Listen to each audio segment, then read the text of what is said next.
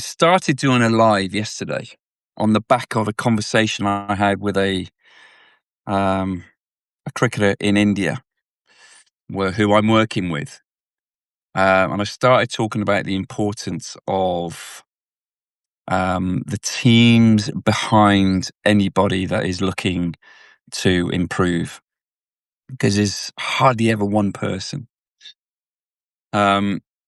And I started talking through the Zoom call that I had with the player and also their strength and conditioning coach. I'm a bowling coach, and I've been tasked with the responsibility of working with this player, this Indian player.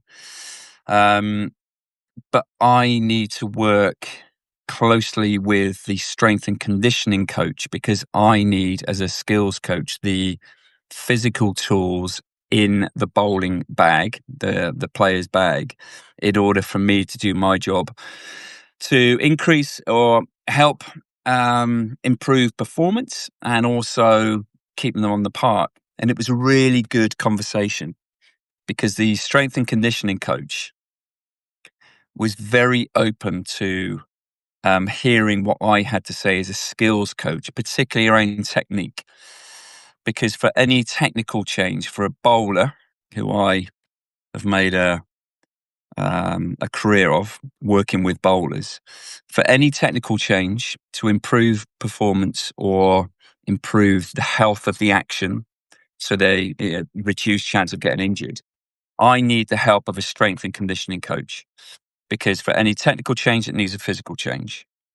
I'm not a qualified strength and conditioning coach. I have been around S&Cs for years and years, and I've kind of picked up enough. But it's one of those that I wouldn't want too many people to cross over into my kind of territory. Have an opinion, of course, but vice versa. I don't confess to be a qualified strength and conditioning coach, so I would much prefer to get a relationship with the strength and conditioning coach and exchange ideas on, this is what I'm seeing from the bowler currently. This is what I would like to see. In this case, it was a better running technique, a better posture, less collapse or less bend at back foot contact position, in order to stay more upright through ball release. And it was a really healthy conversation with somebody I'd never met before in my life. Player and strength and conditioning coach based in Chennai in India. And the most healthy relationships I've ever had with strength and conditioning coaches have always been with people that are just open to listening, like me. I'd like to think I am anyway. Willing to, right, this is what I'm seeing. This is what I'd like to see. How can you help me in the gym? How can you help me in the gym reduce the amount of pelvis tilt every time their foot hits the floor when they're running? And it turned out that through physical assessments, I find out through the S&C, not the player, that there is a weakness in glute strength, core strength, trunk strength, which would explain what I am seeing technically when I'm looking at him running. So it's very easy for anybody, but particularly in my business, for any coaches to say, right, you're collapsing at back foot contact, stay more upright. It's pretty damn impossible unless they make a physical change as well, which is where my relationship with the strength and conditioning coach becomes really important. It's like a two-pronged attack, helpful attack onto the player.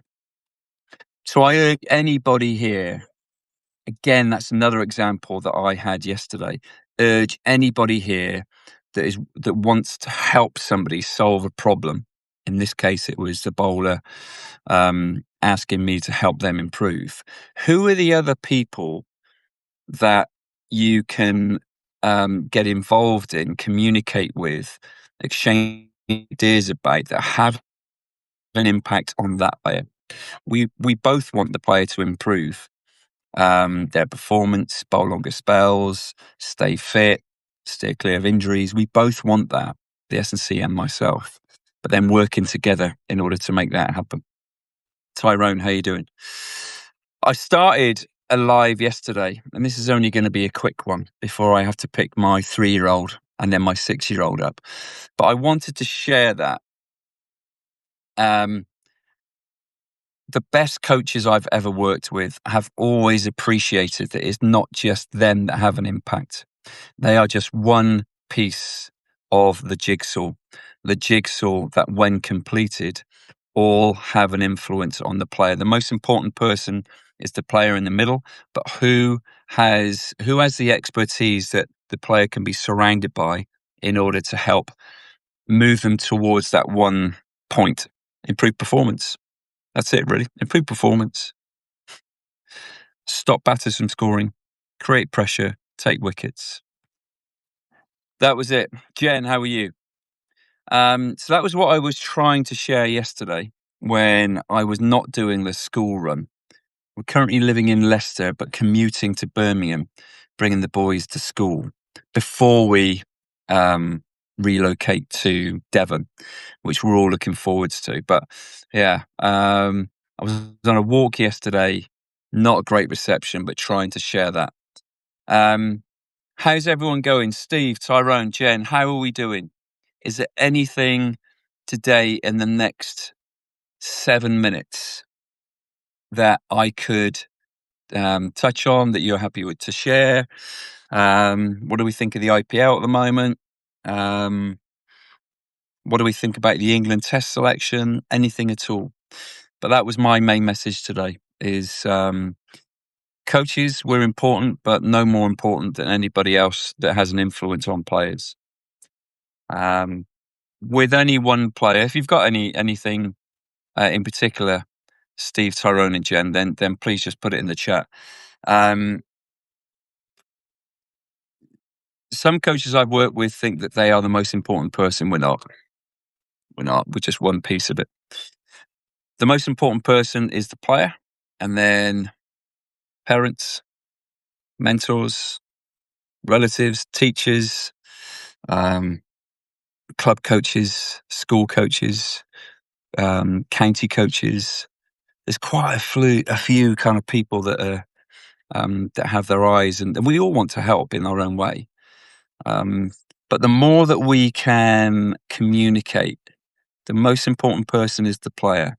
And if none of those people that are supporting the player are communicating, they can get different messages from everyone. Now, what's the right message? Well, nobody's ever got the right nor the wrong message, but conflicting, confusing messages are always detrimental or negative to the player because they don't know what to do. They don't know what the right or the wrong thing is to do. Complexity is the enemy of performance. Too many voices, too many opinions, all with good intention, never actually moves a player forwards. And that was it, really. That's all I was trying to share yesterday. Couldn't do it. And that's what I wanted to today. What do you think on that? I feel so privileged to have had a long career in professional sport. And I'm really, really enjoying now being able, so I'm no longer in professional sport, professional cricket, but I'm using what I have learned, the good and the bad. Don't get me wrong, I've made so many mistakes along the way in order now to help people that aspire to become the best they can be, whether that's pro cricket, whether that's just being a bloody good club cricketer, male or female.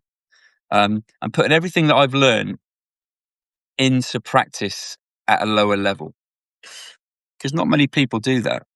You know, players turn up at each coaching session. There aren't many coaches that are aware of how many overs that bowler has bowled already so far this season. Sorry, this week. How many? What does tonight's session need to be based on what they've done already, what they need to do now today, and what they've got ahead of them? So it's Wednesday. You know, most players have got games on Saturday. Some players have got games today. So every coaching session that a coach has to be in line with what has happened previously and what is about to happen the next few days ahead of them. Because otherwise, they're just gonna. Everyone's got a breaking point, regardless of what age cricketers are at, people are at. Everyone's got a bit of a breaking point. Mick, how you doing? Sorry for yesterday, by the way. I'm just about to come off the call now, but you will get the recording of it. Mick, the message I was giving yesterday before I got before it all broke up, I've just delivered again. All right, so you'll get that copy. It's all about teams that surround players. And I was on this call yesterday with a player that I'm working with in Chennai, and also on the call was his S&C coach. So just exchanging some ideas around, okay, this is where this player is at. This is what I'm seeing technically. And the S&C was brilliant in that, yeah, he's got weaknesses, glutes, core, trunk, and flexibility, which is exactly what I am seeing technically. So a skills coach and an S&C coach in working in conjunction with the player can work absolute wonders and quickly. Just thought I'd hop on. I don't underestimate all of this. You hopping on. It's the middle of the day. Why aren't you all working? Although I kind of thinking that, are you all based in the UK?